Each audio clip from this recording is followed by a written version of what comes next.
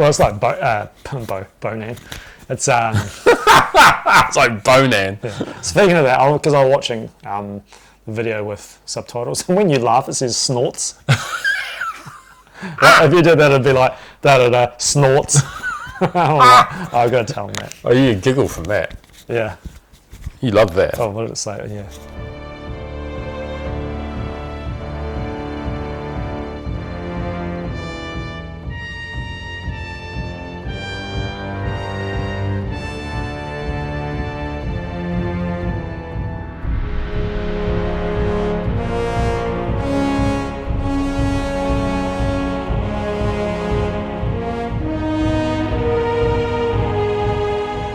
Hey everyone, and welcome back to Two Barbarians. I'm Wade. I'm Lee. And today we're going to be looking at my, aka Wade's, favourite 5 pickups of 2025. And hilariously, we're actually filming this in 2026. Ran out of time to do it in 2025 because Lee went away for a break. So here we are, 2026. So most people think, most of our toys are vintage and things, and I've got my fair share of vintage toys, but I also like modern toys too. So my 5 favourite pickups aren't necessarily what crazy vintage things I've picked up this year. I've got one vintage thing to talk about, but most of them are actually figures that I've wanted of for a long time, or just something a little bit different and funky and fun that that I've always wanted to have on my shelf. Most of the time they're not necessarily standalone figures. They generally do fit in with something I've already got. I like a line. There's not many figures I've got just one-off. I think one-off carded is pretty good. Yep. But most of the time if I have a line, I like to have a couple of them, just representation of my favourite characters. Yeah. I think especially as you run out of space, you generally have to focus on something. Yeah. And that's favourite characters or the main two characters. Yeah. So. And it's my first one. Number one I'm going to talk about is this is the TMNT Adventures Wrestling Leatherhead, not to be confused with Leatherneck, which is the G.I. Joe character. But this is so cool because it's actually 2 of the things merged together that I really like. It's like wrestling figures and Ninja Turtle figures. Right. And this Leatherhead's really cool. It's based off a comic, right? Yep, the TMNT, the one's made by Archie. So again, I don't have the Ninja Turtles as wrestlers, and there's 1 or 2 other ones they've put out as wrestlers, but I've just focused on Leatherhead because he's one of my favourite TMNT characters, especially this. I love the fact that his jaw opens up and down. Yeah, he's got his wrestling trunks on. He's got sort of his wrestling boots, are almost more sort of Chuck Taylor style boots, really. Yeah. Which is quite hilarious. Again, long tail, a little bit harder to display. So how's the articulation on the tail? Just it bends around and things. Yeah, right. It's quite good actually. But yeah, if you build it like that, you can probably make them stand up a little bit. But it's not rubberized with wire in it or anything like that. No, it's not. Traditional NECA. I always used to say NECA back in the day, and I used to get teased the hell out of by my action figure friends. NECA usual tight joints, so as soon as you get them out of a pack, I generally have to pour a bit of boiling water on it to get your hairdryer out. And these ones here I just normally dunk in the water. I mean, this one here is a bit tight too, but I don't know, there's probably 5 or 6 of these I've snapped over the time, different joints and things. It's a little bit frustrating, and especially for the price you pay for them, right? Yeah, that's right. Especially by the time you get them into New Zealand as well, because we don't have the benefit of what a lot of American collectors do just by getting them locally on shore. We've got to pay through the roof for shipping and things for these.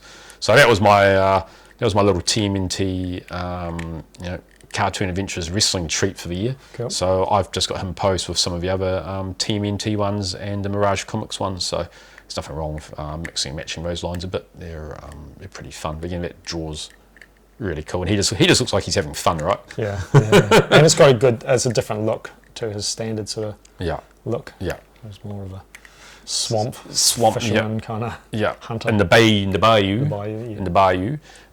So secondly, you can have a play of him actually.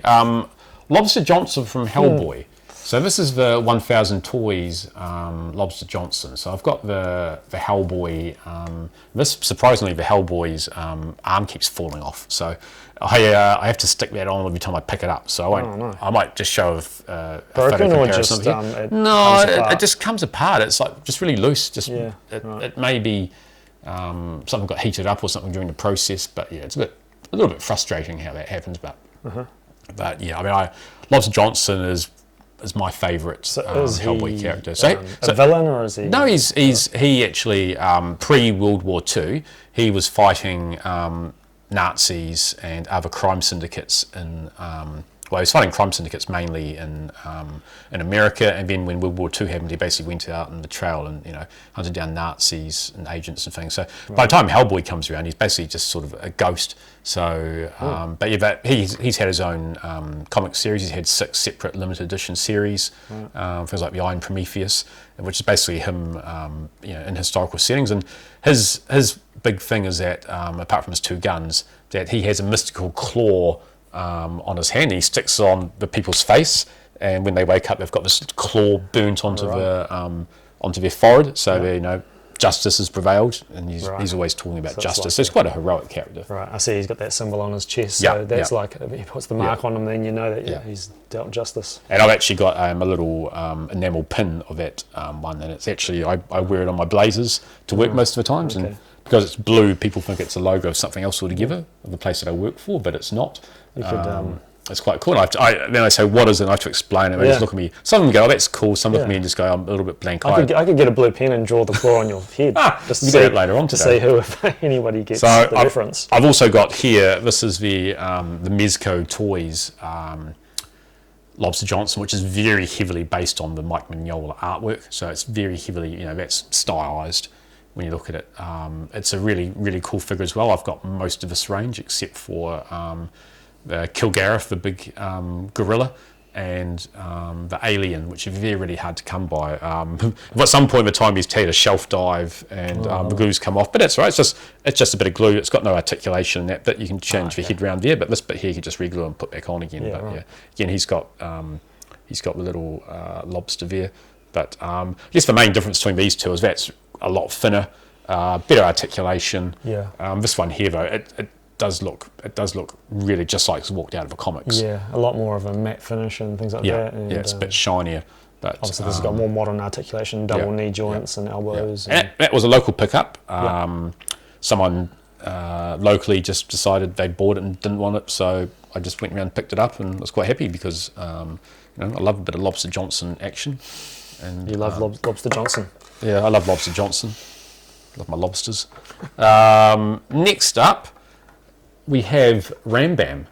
Now, if you go back a few months to our Thunercats videos, I say about, I've basically got the complete line, except for the really rare ones like Driller and things, except for Ram Bam. And we came across a Ram Bam at the market, and we basically let Simon have that because Simon's the big Thunercats fan. So we let him negotiate with Marcel. Yeah, for that, we didn't show off any berserkers in that video we made with Simon. So but we at the time anyway, neither of you guys had this guy. So So I was pretty happy that this one came up via a local contact, Cam Hawks. A big shout out to Cam for that. He hooked up with Ram Bam when one of the chances that Simon and I basically get Ram Bam within a month apart from each other, right? Yeah. That's pretty awesome. That means I'm next, right? Yeah, you're next. Do you want one? I wouldn't say no. Okay. It's pretty cool. It is quite fun. It's a bit silly. I mean, Cam was like, God, that's an ugly figure. He is ugly. I mean, but I think all the berserkers are pretty ugly. But what's his? He's just like reminds me of a cross of Greg Store and Ram Man, I guess. Quite cool. Agreed. That one there, I pulled the ripcord out and it got a bit stuck, so I've actually taken it apart already and sort of tried to pull it back in again. So what you're saying is do not pull it. Do not pull it out, Lee. Yeah. Let's do it live on camera. I wouldn't do that to you. So I actually, and after I pulled it apart, Lee's advice to me was watch out for little bits that fly around everywhere, and I was fine. And then something slipped, and then they all went flying everywhere. But I managed to put it together, and I'm not the most mechanically minded of people. Normally my go-to is Centurial for something really tricky. Sen normally handles it. So I mean, when you take the screws out and you pull it apart, there's so many cogs and all the cogs. Yeah, that was my advice. Is that you'd be lucky to find anything online telling you exactly how that's supposed to go back together. I sent you a couple of photos at the time, so I might even dig those out and show it and put them up to show what it looked like. And so it is interesting with action figures with interesting gimmicks to sort of see how they're engineered. Yeah, it's quite cool. And so you can also, and looking at the engineering, you can see why they fail and why quite often some of them are broken. Yeah, you know? yeah, quite often. But that's really cool that I managed to get that, and basically, I've got complete set of Thunercats figures except for Driller and Stinger. I think the only accessory I'm missing is Pumaira's sling, so that's not bad. So you've got Linkso's shield? Yep, Bigali's hammer, Jarga's helmet and everything, so that's all I'm missing is that little slingshot thing. What else is that? Yep, you've got all the you've got the chain from Marmot. Yep, got everything. So I'm pretty happy with that. So my hunting of Thunercats figures is basically essentially over now. So you've completed the Berserkers. Yep. And now there's just the who's that B guy? Stinger. And Stinger and Driller. Yeah. And then Tunosaurus and. Oh yeah, I'm not too fussed about those though. So minor characters. Speaking of Thunercats, I do have that Super 7 Safari Joe, probably not far away from landing. Oh, so Safari Joe is one of my favourite villains. So that'll be fun to have. We might even do a separate little video about him. He's so cool. Right. Compare him back. Yeah, so number 4 that I have is the Super 7 Ultimates version of Kull the Conqueror. So this isn't Kevin Sorbo at all. This is Kull based on his appearance in the Marvel comics that they did at the time. So what time's this? He's said about, I think is it 1,000 years? No, I mean, when was this? When you said comics, like... Oh, the 80s, comics. 90s, 80s, 80s, 70s was a comic. Right, because you mentioned Kevin Sorbo, but the movie was probably late 90s. Late 90s, yeah, after Hercules. Yes. Yeah. And it had rock music in. It's a bit distracting, but but essentially Kull was sort of set before the drowning of Atlantis. Oh, so it's set of, I think it was about 1,000 years in Conan's past, because Conan is a direct descendant of Kull. Right. And that's canon. Yeah, that's canon. Yeah. That's the way that they did it. So is that how Robert E. Howard wrote it? Yep. So he created Conan, and then eventually he got around to creating Kull and taking it back in time. Okay. Yeah. Cool. And what I really like about this is the sucker for sandals. Actually, the way they've got the strap sandals. I know it sounds really weird. We all have our little junky sword. Yeah, it's just an action figure form. It's got cool sculpting. I like a sheath, but I'm not a fan of Roman sandals. This has got a sheath for you too, right? So. Yeah. Did you have to wear those at school? No, I never did actually. My history teacher, God bless his soul, he's passed away, but he used to wear the sandals. He used to rock them, and before, probably won't be me one day, but I do appreciate a good sandal. Yeah. So and I have put another Conan figure out, but I like to compare it with this classic sort of Barry Windsor Smith themed Conan. Which is again really cool. They look perfect on the shelf. So these are Mattel because the bodies, or is that Super 7? They're Super 7 based on the Mattel. So the Four Horsemen sculpts from classics, right? Yeah. Because those look mighty familiar. They are, yeah. Slightly thinner, thinner in the waist than Master of the Universe. I feel just a little bit slightly. But yeah, I've always wanted a nice Kull figure. I've got quite a few Conan figures actually, but Kull is one that's generally a little bit harder to find. Yeah. And number 5 is my big friend Dragon Man here. So Dragon Man, this was a Hasbro Pulse figure. So basically, you pre-ordered it. I got this through what is now, I think it was AFI, but AFI merged with Robo Toys and something happened along the way, but I did manage to get hold of one, so thanks to those guys for that. I haven't put the tail on because I've just taken him off my cosmic shelf where he's sort of next to Galactus, and the tail just sticks out too far, so I've just got him standing. Oh, okay. Yeah, it's quite big, so, and he does come with separate wings. I've just kept the wings like this rather than the big folded out ones, which is quite cool. Now what I've always liked about Dragon Man is that he's actually a robot, which is a bit silly, but he's this big robot, and the figure first came out, it was basically in the 6-inch Fantastic Four Classics line, which was sort of an extension of Marvel Legends at the time. This figure was ultra rare. I think it only basically came out right at the end of the series, so you never really saw them anywhere, and they used to go for $300 or $400 on eBay. Right. So you'd never come across it, and I was one of those good collectors that didn't have it. It was one of the few figures I didn't have at the time, but I just held off. So we're talking Marvel Legends. Yeah, right. Yeah, back around then. So this is was he a builder figure? Was he no? It was just squashed into a but he was oversized. He was oversized compared to the other ones, but nowhere near as big as this. But he was just squashed into a pack, and he was quite beefy compared to the other ones. Right. So yeah, so I was good. I don't like paying over the top market prices for something which I know which will probably end up being a future release.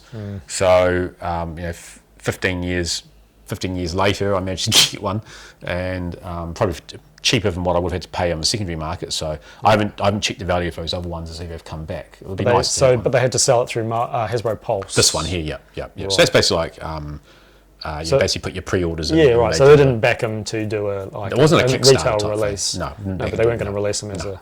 No. Right. So love Dragon Man. So he's a robot, even that just doesn't make any sense. Yeah, I know, and he wears glasses and things sometimes, he reads books and things, but yeah, it doesn't make a lot of sense, but I just love his and he's a villain, right? Yes, yeah. He's got a really huge brain. Big skull. Yeah. But again, I love a good articulated jaw as well. It's always fun.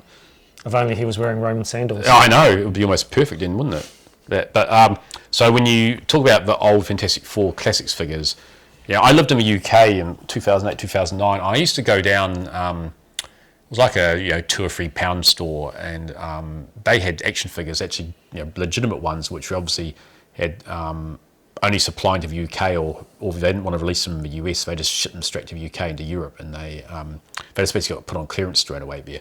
So unfortunately, he wasn't one of them, but I did get a few Super Scrolls at the time, and I did pick up what is, and again, another really rare figure. This is in the Fantastic Four movie line, but it's a Doombot, and I got these for about £3 each, and I was laughing all the way to the bank at the time because I've got 2 left, so I bought 5, and I used 3 to swap for hard to get figures that I wanted. So I just swapped with people in America at the time. So, but I did want to keep a couple because they are quite cool. It does light up. You press a button on here. It does light up, but I think the battery's worn out. So yeah, not a tiny little undersized head for what it is. But it's what you'd expect for Toy Biz articulation. Movable little. Each part of the foot is articulated as well. Like they just love articulating their feet. But it's just a little bit of a segue out of Dragon Man into another figure which basically sits on my shelf, which doesn't get a lot of love, and not many people have probably seen Cinema because it's hidden behind a few other ones right at the back. But I do love a bit of that. Right, so that's ultimately the Wade's favourite figures and pickups of 2025. I guess it's a little bit different for you because you mainly see vintage figures that we pick up, but again, you don't mind modern ones as well to have a look at. So. And you did get some modern Galaxy Warriors updates. Yeah. So you're a modern figure of a vintage figure. That's turning to the dark side a little bit, but not too badly. So yeah, and we've been working on our new exit. So what have we got, Lee?